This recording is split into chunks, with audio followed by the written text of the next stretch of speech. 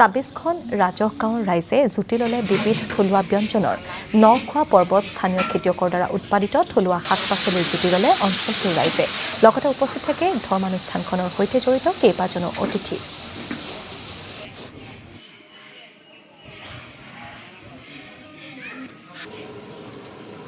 আমাৰ অসমীয়া সমাজৰ যি পৰম্পৰা বিশেষকৈ আমাৰ এই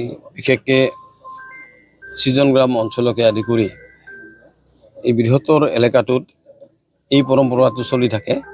নখোৱা এটা প্ৰথা আছে।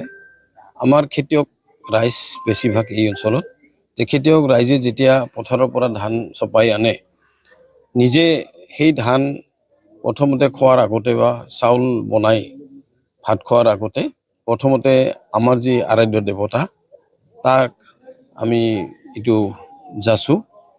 তেওঁক আমি যাচাৰ পিছতহে ৰাইজে আমি বা আমাৰ ব্যক্তিগতভাৱেও এইটো পৰম্পৰা আছে। আমি ব্যক্তিসকলে সেই ব্যৱস্থাটো আমি গ্ৰহণ কৰোঁ।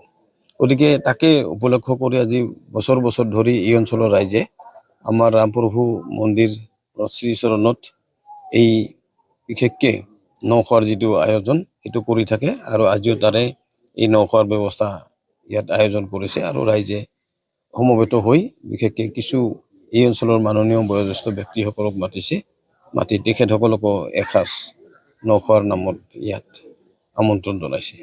ধন্যবাদ। আসাম টক্স আপোচবিহীন অসম কণ্ঠ।